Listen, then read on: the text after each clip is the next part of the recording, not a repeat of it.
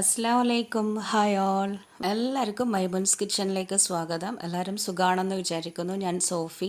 മുഹറം 9-10 നോമ്പിൻ്റെ കുറച്ച് കാര്യങ്ങളാണ് ഞാനിന്ന് കാണിക്കുന്നത്. അപ്പോൾ മുഹറം 9 ചിക്കൻ നഗറ്റ്സും പൊട്ടിപ്പത്തിലുമാണ് ഉണ്ടാക്കിയത്. പിന്നെ ഒറോട്ടിയും ചിക്കൻ വൈറ്റ് കുറുമയാണ്. പിന്നെ ഇളനീരിൻ്റെ ജ്യൂസും ഉണ്ടാക്കി. അതുപോലെ തന്നെ മുഹറം 10 ഇറച്ചിപ്പത്തിൽ തന്നെയാണ്, അതിനൊന്ന് ഷേപ്പ് മാറ്റി ഒരു ഫ്ലവർ ഷേപ്പ് ആക്കിയെന്നേ ഉള്ളൂ. പിന്നെ മധുരക്കോയയുടെയും പഴം നിറച്ചതുമാണ് അന്നത്തെ നോമ്പ് തുറ. മെയിനായിട്ട് നമ്മളെല്ലാ മുഹറം 10 അന്നും ഉണ്ടാക്കുന്ന ചക്കരച്ചോറ് അല്ലെങ്കിൽ ചക്കരക്കഞ്ഞിയാണ് ഉണ്ടാക്കിയത്. പിന്നെ ഒരു റൈസ് ഉണ്ടാക്കിയിട്ടുണ്ട്, അത് ഞാൻ സെപ്പറേറ്റ് ആയിട്ട് വേറൊരു വീഡിയോയിൽ കാണിക്കാം. ഇതിൽ എനിക്ക് അത്രയും ലെങ്തി ആയതുകൊണ്ട് ഉൾപ്പെടുത്താൻ പറ്റിയിട്ടില്ല. അപ്പം ഈ ഒരു വീഡിയോയിൽ ഞാൻ കാണിക്കുന്നത് ചക്കരക്കഞ്ഞി ഉണ്ടാക്കുന്നതിൻ്റെ ഒരു റെസിപ്പിയാണ്. പിന്നെ ബാക്കിയുള്ളതൊക്കെ ഓൾറെഡി ഞാൻ ഓരോ വീഡിയോസിൽ കാണിച്ചിട്ടുണ്ട്. അപ്പോൾ അത് ഡീറ്റെയിൽ ആയിട്ടൊന്നും ഇതിൽ കാണിക്കുന്നില്ല, ജസ്റ്റ് ഇങ്ങനെ കാണിച്ച് പോകുന്നേ ഉള്ളൂ. അപ്പോൾ എല്ലാ മുഹറം 10 എനിക്കൊന്ന് എല്ലാവരും ഉണ്ടാക്കുന്ന ഒന്നായിരിക്കും ചക്കരച്ചോറ്. പള്ളിയിൽ കൊടുക്കാൻ, പിന്നെ അതുപോലെ ഇടവലങ്ങളിലൊക്കെ കൊടുത്തയക്കാനും. അപ്പോൾ ചക്കരച്ചോറ് എന്ന് പറയും, ശർക്കര ചോറാണ് ശരിക്കും. ശർക്കര എന്നുള്ളതിനെ പറഞ്ഞു പിന്നെ അത് ചക്കര എന്നായതായിരിക്കാം. എന്തായാലും പച്ചരിയാണ് ഇതിന് നമ്മൾ ചോറിനായിട്ട് ഉണ്ടാക്കാൻ എടുക്കുന്നത്. അല്ലാതെ നമുക്ക് വേണമെങ്കിൽ പുഴുങ്ങലരി, നമ്മൾ പൊന്നി അരി കൊണ്ട് ചോറ് വെക്കുന്ന, സാധാ ചോറ് വെക്കുന്ന അരി ഉണ്ടല്ലോ, ആ അരി വച്ചിട്ടും ഉണ്ടാക്കാം. അപ്പം ഞാനിപ്പോൾ ഇവിടെ പച്ചരിയാണ് എടുത്തത്. 1 കപ്പ് പച്ചരി എടുത്തിട്ടുണ്ട്. ഇത് സാധാരണ നമ്മൾ ചോറ് വെക്കുന്ന പോലെ തന്നെ കുക്കറിലിട്ടിട്ട് ഒന്ന് നന്നായിട്ട് അങ്ങ് വേവിച്ചിട്ട് ഉടച്ചെടുക്കണം, കഞ്ഞി പോലെ ആക്കിയെടുക്കണം. കഞ്ഞിയാണ് നമ്മൾ വെക്കുന്നതെന്നുണ്ടെങ്കിൽ കഞ്ഞി പോലെ നന്നായിട്ട് ഉടച്ചെടുക്കണം. അതല്ല ചോറാണ് വേണമെന്നുണ്ടെങ്കിൽ ഒരു മണി പോലെ ആയിട്ട് കുറച്ച് കടിക്കാനൊക്കെ കിട്ടുന്ന പോലെ ആക്കി എടുത്താൽ മതി. രണ്ടും ഉണ്ടാക്കുന്നത് ഒരുപോലെ തന്നെയാണ്. പക്ഷെ കഞ്ഞിയാണെങ്കിൽ കുറച്ചുകൂടെ ലൂസായിട്ട്, കഞ്ഞിയുടെ ആ ഒരു ഇതുണ്ടല്ലോ നന്നായിട്ട് ഉടഞ്ഞ പോലെ അങ്ങനെയാവും. ചോറാണെങ്കിൽ കുറച്ചുകൂടെ മണിയായിട്ട് ഡ്രൈ ആയിട്ടും ഉണ്ടാവും. അപ്പം ഞാനിപ്പം വെള്ളം ചൂടാകാനായി വെച്ചിട്ടുണ്ട്. അരി ഇതുപോലെ നന്നായിട്ട് കഴുകി എടുത്ത് വെച്ചിട്ടുണ്ട്. അരി കുതിർത്തൊന്നും വെക്കണമെന്നില്ല, സാധാരണ നമ്മൾ ചോറിന് എങ്ങനെയാണോ അരി ഇടുന്നത് അതുപോലെ കഴുകി എടുത്തിട്ട് തിളച്ച് വന്ന വെള്ളത്തിലേക്ക് ഈ അരി അങ്ങ് ഇട്ട് കൊടുക്കാം. അങ്ങനെ ഞാനിപ്പം തിളച്ച് വന്ന വെള്ളത്തിലേക്ക് അരി അങ്ങ് ഇട്ട് കൊടുത്തിട്ടുണ്ട്. ഇനി കുക്കർ അടച്ചിട്ടൊരു 3-4 വിസിലിന് ഇതൊന്നങ്ങ് വേവിച്ചെടുക്കാം. അപ്പം ഞാനിപ്പോൾ ഇത് പെട്ടെന്നൊന്ന് ആയി കിട്ടാൻ വേണ്ടിയിട്ട് കുക്കറിലാണ് വെച്ചത്. ഒരു 3-4 വിസിലിന് വേവിച്ചെടുക്കാം. അപ്പോഴേക്കും നന്നായിട്ട് ഉടഞ്ഞിട്ട് കുഴഞ്ഞ് കിട്ടണം. അതിന് വേണ്ടിയിട്ടാണ് കുക്കർ എടുത്തത്. അതല്ലെങ്കിൽ നമുക്ക് പാത്രം എടുത്താലും മതി. സാധാരണ നമ്മൾ ചോറ് വെക്കുന്ന പാത്രത്തിൽ കുറച്ചധികം വെള്ളം ഇട്ടിട്ട് ചോറ് വേവിച്ചിട്ട് അങ്ങ് വറ്റിച്ചെടുത്താൽ മതി. അങ്ങനെ ഇപ്പം കുക്കറിനൊരു 4 വിസിൽ വന്നപ്പോൾ ഞാൻ ഫ്ലെയിം ഓഫ് ചെയ്തിട്ടുണ്ട്. നന്നായിട്ട് പ്രഷറൊക്കെ പോയതിന് ശേഷമാണ് ഞാൻ മൂടി തുറന്നത്. ഇപ്പം നമ്മുടെ ചോറ് കണ്ടോ നന്നായിട്ട് വെന്ത് ഉടഞ്ഞ് കിട്ടിയിട്ടുണ്ട്. വെള്ളം ഉണ്ട്, എന്നാലും ആ വെള്ളം വറ്റിക്കാനൊന്നുമില്ല. അതിൽ തന്നെ ബാക്കിയുള്ള കാര്യങ്ങളൊക്കെ ചേർത്ത് കൊടുത്തിട്ട് വേണം നമ്മുടെ ഇനി കഞ്ഞി ഉണ്ടാക്കിയെടുക്കാൻ. അപ്പോൾ ഈ ചോറ് നന്നായിട്ട് വെന്ത് വന്നിട്ടുണ്ട്. പച്ചരിയല്ലേ, അപ്പോൾ അത് പെട്ടെന്ന് തന്നെ അങ്ങ് വെന്തോളും. പിന്നെ കുക്കറിലും കൂടി ആയതുകൊണ്ട് അധികം സമയമൊന്നും എടുത്തിട്ടില്ല, പെട്ടെന്ന് തന്നെ അങ്ങ് വെന്ത് കിട്ടിയിട്ടുണ്ട്. പിന്നെ ഇവിടെ സാധാരണ ചക്കരക്കഞ്ഞി ഉണ്ടാക്കുമ്പം അതിലേക്ക് കടലപ്പരിപ്പ് കുറച്ച് വേവിച്ചിട്ടിട്ട് കൊടുക്കും. അപ്പം ഞാനിപ്പം കടലപ്പരിപ്പ് വേവിച്ചതാണ്, അത് കുറച്ച് അധികം അങ്ങ് വെന്ത് പോയി. അത്രയൊന്നും വേവണ്ട, മണിയായിട്ട് കിട്ടുമെങ്കിൽ അതാണ് നല്ലത്. കടിക്കുമ്പോൾ നല്ല ടേസ്റ്റ് ആയിരിക്കും. ഞാനിപ്പോൾ ഒരു പിടിയോളം കടലപ്പരിപ്പ് എടുത്തിട്ടുണ്ട്. കുറച്ച് ഉപ്പും കുറച്ച് വെള്ളവും ഇട്ടിട്ട് കുക്കറിൽ ഒരു 3 വിസിലിന് വേവിച്ചെടുത്താൽ മതി. അപ്പോൾ ഇനി അടുത്തതായിട്ട് ചെയ്യാനുള്ളത് ശർക്കര പാനി ഉണ്ടാക്കണം. അപ്പം ഞാനിപ്പം കഞ്ഞിയുടെ പാത്രം മാറ്റി വെച്ചിട്ട് വേറൊരു പാത്രത്തിലേക്ക് ഒരു 4 ആണി ശർക്കര ഇട്ടിട്ടുണ്ട്. അതിലേക്ക് ഒരു 3/4 ഗ്ലാസ്സോളം വെള്ളം ഒഴിച്ചു കൊടുക്കാം. എന്നിട്ട് ഇത് നന്നായിട്ട് തിളപ്പിച്ച് ചൂടാക്കി എടുത്തിട്ട് ഇതൊന്ന് അലിയിച്ചെടുക്കണം.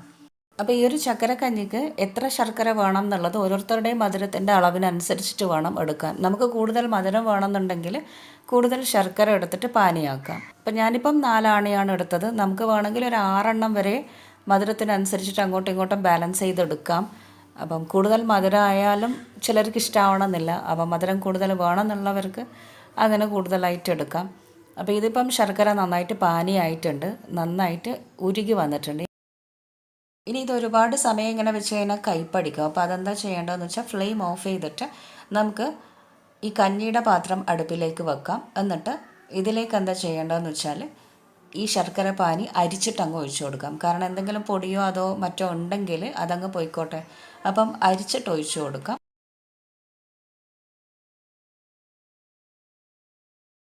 കണ്ടോ, ഈ ഒരു ശർക്കരയിൽ അങ്ങനെ പൊടികളൊക്കെ ഉണ്ട്. അപ്പോൾ അത് അരിച്ചെടുക്കുന്നതായിരിക്കും ഏറ്റവും നല്ലത്. ഇനി എന്താ ചെയ്യേണ്ടതെന്ന് വെച്ചാൽ നന്നായിട്ട് ഇതൊന്നങ്ങ് മിക്സാക്കി എടുക്കാം. മിക്സാക്കി എടുത്തിട്ട് ഞാനിപ്പം ഫ്ലെയിം ഓണാക്കി വെച്ചിട്ടുണ്ട്. ഒരു മീഡിയം ഹൈയിലാണ് വെച്ചിട്ടുള്ളത്. ഫ്ലെയിം കൂട്ടി വെച്ചാൽ അടിയിൽ പിടിക്കും കേട്ടോ. അപ്പോൾ അതുകൊണ്ട് ഫ്ലെയിം നോക്കിയിട്ട് വേണം നമ്മൾ കൂട്ടി കൊടുക്കാൻ. ഇനി എന്താ ചെയ്യേണ്ടതെന്ന് വെച്ചാൽ നന്നായി മിക്സാക്കി എടുക്കാം. ഈ ചോറിലേക്ക് ശർക്കര നന്നായിട്ട് പിടിച്ച് കിട്ടണം, ആ സ്വീറ്റ് പിടിച്ച് കിട്ടണമല്ലോ. അപ്പോൾ അതിനായിട്ട് നമുക്ക് കുറച്ച് സമയം ഒന്നങ്ങനെ ഇളക്കി കൊടുത്തിട്ടൊന്ന് കുക്ക് ചെയ്തെടുക്കണം. ഞാനിതിലേക്ക് വേവിച്ച് വെച്ചിട്ടുള്ള കടലപ്പരിപ്പും കൂടെ ചേർത്തിട്ടുണ്ട്. എന്നിട്ട് നന്നായിട്ടൊന്നങ്ങ് മിക്സാക്കി എടുക്കാം. ഇനി ഈ ചോറിലും കടലപ്പരിപ്പിലും ഒക്കെ നന്നായിട്ട് ആ സ്വീറ്റ് പിടിച്ച് കിട്ടാനായിട്ട് നമുക്ക് കുറച്ച് സമയം ഒന്ന് അടച്ച് വെക്കാം. അപ്പോൾ അതിന് മുമ്പേ ഞാനിപ്പോൾ ഒരു 3-4 ഏലക്കായ ഒന്നങ്ങ് ചതച്ചിട്ട് ഇട്ട് കൊടുക്കുന്നുണ്ട്. ഏലക്കായൻ്റെ പൊടി ഉണ്ടെങ്കിൽ അതങ്ങ് ഇട്ട് കൊടുക്കാം, ഒരു ടീസ്പൂൺ ഇട്ട് കൊടുക്കാം. പിന്നെ ഒരു നുള്ളു ഉപ്പും കൂടെ ചേർത്ത് കൊടുക്കാം. എന്നിട്ട് നന്നായിട്ടൊന്നങ്ങ് മിക്സാക്കി എടുത്തിട്ട് നമുക്കിത് അടച്ച് വെച്ചിട്ട് ഒന്നുകിൽ ഒരു വിസിലിന് വേവിച്ചെടുക്കാം, അതല്ലെങ്കിൽ ഒരു 10 മിനിറ്റ് മീഡിയം ലോ ഫ്ലെയിമിൽ അങ്ങനെ അങ്ങ് മൂടിയിട്ടിട്ട് കുക്ക് ചെയ്തെടുക്കാം. അപ്പം ഞാനിപ്പോൾ ഇത് ഓരോന്നോരോന്നായിട്ടാണ് ചെയ്തത്. ചോറ് വേറെ വെച്ചു, വെള്ളം വേറെ തന്നെ അലിയിച്ചെടുത്തു, അങ്ങനെ ഓരോന്നായിട്ടാണ് ചെയ്തത്. ഇതല്ലാതെ നമുക്ക് ചോറിൻ്റെ കൂടെ തന്നെ എല്ലാം ഒരുമിച്ചിട്ടിട്ടങ്ങ് വേവിച്ചെടുക്കാം. ഈ ചോറ് വേവുന്ന കൂട്ടത്തിൽ തന്നെ വെല്ലവും തേങ്ങയും പിന്നെ അതുപോലെ ഉപ്പും ഏലക്കായും ഒക്കെ കൂടെ ഇട്ടിട്ട് അങ്ങനെ അങ്ങ് ഒരുമിച്ചിട്ടൊരു 4 വിസിലിന് വേവിച്ചെടുത്താലും മതി. അപ്പം ഞാനിപ്പം സെപ്പറേറ്റ് ആയിട്ട് ഓരോന്നോരോന്നായിട്ടാണ് ചെയ്തത്. ഇനി ഇതിലേക്ക് നമുക്കൊരു 1/2 കപ്പ് തേങ്ങ ചേർത്ത് കൊടുക്കാം. തേങ്ങ ചിരവിയതാണ്, അതും കൂടെ ചേർത്തിട്ട് നന്നായിട്ടൊന്നങ്ങ് മിക്സാക്കിയെടുക്കാം. ഇനി എല്ലാം നന്നായിട്ടൊന്നങ്ങ് മിക്സാക്കിയിട്ട് ഒരു 5 മുതൽ 8 മിനിറ്റ് വരെ നമുക്കിത് അടച്ച് വെച്ചിട്ടൊരു ലോ ഫ്ലെയിമിൽ കുക്ക് ചെയ്തെടുക്കാം. അപ്പോഴേക്കും ചോറിലേക്ക് നന്നായിട്ട് ആ ഒരു സ്വീറ്റൊക്കെ പിടിച്ച് കിട്ടും. വെല്ലത്തിൻ്റെ സ്വീറ്റ് എല്ലാത്തിലും പിടിച്ച് കിട്ടണമല്ലോ. അപ്പോൾ അതിനായിട്ട് ഒരു 10 മിനിറ്റോളം നമുക്ക് കുക്ക് ചെയ്തെടുക്കാം. അപ്പോൾ ഒരു 10 മിനിറ്റൊക്കെ കഴിഞ്ഞാൽ നമുക്കിത് ഫ്ലെയിം ഓഫ് ചെയ്തിട്ട് പിന്നെ അങ്ങ് പാത്രത്തിലേക്ക് സെർവ് ചെയ്യാം. അങ്ങനെ നമ്മുടെ ടേസ്റ്റി ആയിട്ടുള്ള ചക്കരക്കഞ്ഞി ഇവിടെ റെഡി ആയിട്ടുണ്ട്. നല്ല സ്വീറ്റാണ്, നല്ല ടേസ്റ്റാണ്. പിന്നെ ആ ഒരു മധുരത്തിൽ അരിയും കടലപ്പരിപ്പും അതുപോലെ തേങ്ങയും ഒക്കെ കൂടെ കടിക്കുമ്പോഴുള്ള നല്ല ടേസ്റ്റ് ഉണ്ട്. പിന്നെ ഏലക്കായൻ്റെ ആ ഒരു നല്ല ചൊയയുണ്ട്. എല്ലാം കൂടെ നല്ല ടേസ്റ്റി ആയിട്ടുള്ള ചക്കരക്കഞ്ഞി നിങ്ങൾ ഉണ്ടാക്കിയിട്ടുണ്ടാവും. എന്തായാലും എല്ലാവരും വീട്ടിലൊന്ന് ട്രൈ ചെയ്ത് നോക്കൂ. പിന്നെ ഇതിലേക്ക് നമുക്ക് വേണമെങ്കിൽ നല്ല കട്ടി തേങ്ങാപ്പാൽ ചേർത്ത് കൊടുക്കാം. തേങ്ങയ്ക്ക് പകരം തേങ്ങാപ്പാൽ ചേർത്താലും കുഴപ്പമില്ല, രണ്ടും കൂടെ ചേർത്താലും നല്ല ടേസ്റ്റാണ്. അപ്പോൾ എല്ലാവരും ഇത് വീട്ടിൽ ഉണ്ടാക്കി നോക്കുമെന്ന് വിചാരിക്കുന്നു. ഉണ്ടാക്കിയവർ കമൻറ്റ് ചെയ്യണം, ലൈക്ക് ചെയ്യണം. പിന്നെ അടുത്തതായിട്ട് നോമ്പ് തുറക്ക് വേണ്ടിയിട്ടുള്ള കുറച്ച് കാര്യങ്ങളാണ് ഉണ്ടാക്കിയത്. കോയട അതുപോലെ ഇറച്ചിപ്പത്തിൽ ഉണ്ടാക്കിയിട്ടുണ്ട്. രണ്ടും ഓരോന്നോരോന്നായിട്ട് ഇങ്ങനെ പരത്തിയെടുക്കുന്നതിന് പകരം വലുതായിട്ടൊരു ഇങ്ങനെ ബോളാക്കി പരത്തിയെടുത്തിട്ട് കോയടൻ്റെ തേങ്ങ മസാലയും അതുപോലെ തന്നെ ചിക്കൻ്റെ മസാലയും വെച്ചിട്ട് അങ്ങനെ 2 എണ്ണവും ഉണ്ടാക്കിയിട്ടുണ്ട്.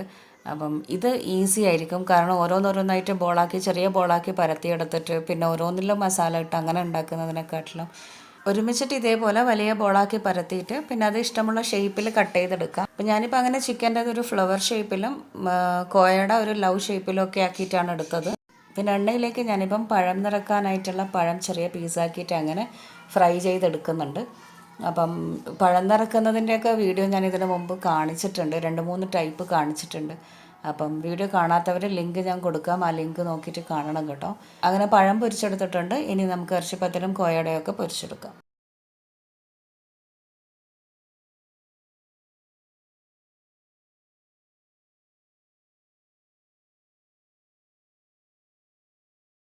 അങ്ങനെ എല്ലാം പൊരിച്ചെടുത്തിട്ടുണ്ട്. പിന്നെ ഇനി എല്ലാം ഓരോന്നും പാത്രത്തിലേക്ക് അങ്ങനെ അങ്ങ് സെർവ് ചെയ്ത് വെച്ചിട്ട് നോമ്പ് തുറക്കാനായി സമയമായി. അപ്പം നമുക്ക് നോമ്പ് തുറക്കാം. അപ്പോൾ ഈ വീഡിയോ എല്ലാവരും കണ്ടിട്ട് ലൈക്ക് ചെയ്യാൻ മറക്കരുത്. ഇഷ്ടമായാൽ നിങ്ങൾ ഷെയർ ചെയ്യാനും മറക്കരുത്. പിന്നെ അതുപോലെ തന്നെ സബ്സ്ക്രൈബ് ചെയ്യാത്തവർ സബ്സ്ക്രൈബ് ചെയ്തിട്ട് വീഡിയോസ് കാണണേ. അപ്പം നാളെ നമുക്കൊരു റെസിപ്പി കാണാനുണ്ട്, സുർബിയാൻ റൈസ്. ആ റെസിപ്പിയുമായി വരാം. അപ്പോൾ അതുവരെ stay tune to Maimoon's kitchen. Thank you for watching my recipes. Take care and bye from Maimun's Kitchen. Thank you.